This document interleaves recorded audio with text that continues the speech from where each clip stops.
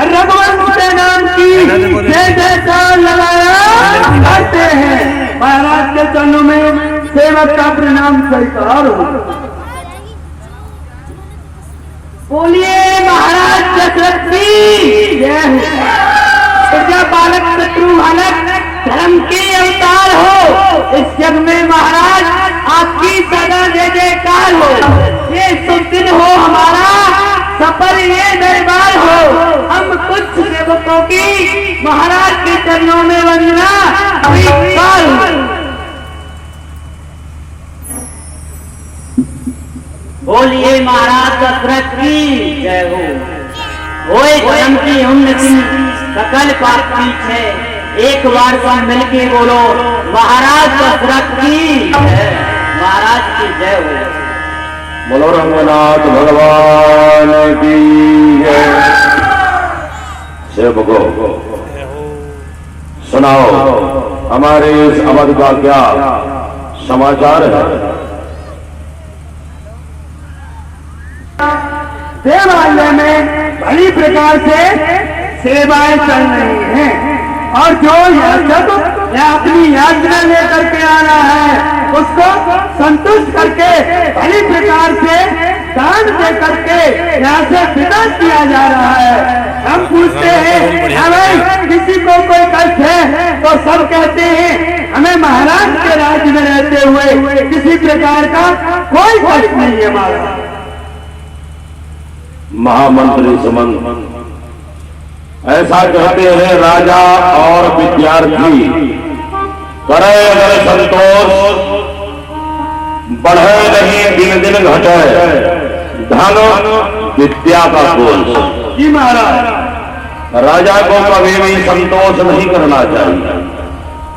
उसी प्रकार विद्यार्थी को भी कभी ये मानकर नहीं बैठना चाहिए कि हमने एक पुस्तक का ध्यान कर लिया, हमारी विद्या पूरी हो गई। जो ऐसा करते हैं वो नष्ट हो जाते हैं। ऐसा कहते हैं आलस्यो पहता विद्या प्रहस्तगता धना, अल्प बीजम हतम क्षेत्रम हतम शैल मनाएगा। जिस प्रकार थोड़ा सा बीज बोने से धरती नष्ट हो जाती, पराए घर जाने वाली नारी अपने अशुभ कर्मों से सारे घर को नष्ट कर देती। उसी प्रकार जो राजा संतोष करके बैठ जाता है उस राजा का राज्य अति शीघ्र ही नष्ट हो जाता है। ऐसा कहते हैं एक हुए तो 10 की इच्छा, 10 हुए तो 100 की इच्छा, 100 पाकर भी संतोष नहीं, अब सहस्त्र होए तो अच्छा।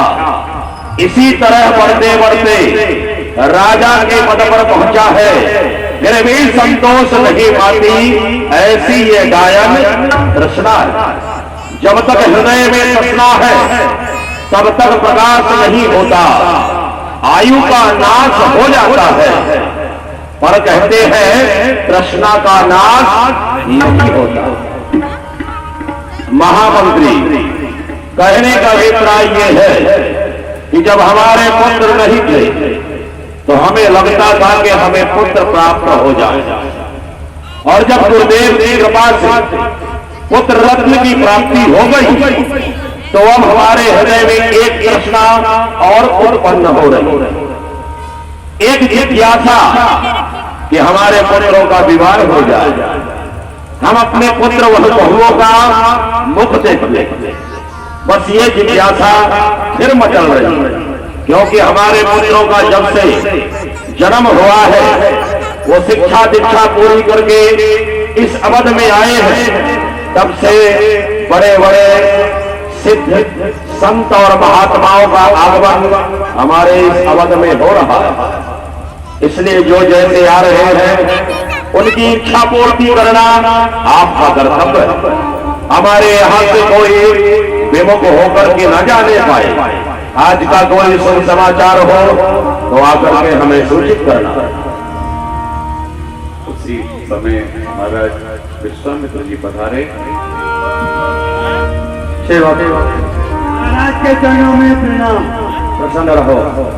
महाराज से जाकर के कहोगा सारे अक्षर वन निवासी ऋषि विश्वामित्र पधारे हैं दर्शन की लालसा लेकर के। महाराज की जय हो। सुनाओ। महाराज मुख ऊपर तेज तपोवन का, सिर शीश जटा लटकाए हुए हैं, उपवीत पुनीत गले में पड़ा, पथ में बिना मौज बसाए हुए, दंड कमंडल है कर में, पद दिव्य पाद का चढ़ाए हुए हैं। महाराज को दर्शन देने को मुनि गाजी के नंदन आए हुए। महर्षि कांतकारी बक्सर वन निवासी गाजी नंदन विश्वामित्र जी का पधार्पण हुआ। क्या कहा? महामुनि विश्वामित्र का पदार्पण हुआ है। जी महाराज। चलो ऐसे ऐसे सिद्ध महात्मा के दर्शन होना बड़े सौभाग्य की बात है। वो आए हमारे यहाँ, धन्य हमारे भाग, चल करके स्वागत करे, क्योंकि भाग्य जो है याद। ऐसा कहते हैं संत मिलन को चाहिए, तज माया अभिमान जो जो पग आगे बढ़े तो कोटि में यज्ञ समान।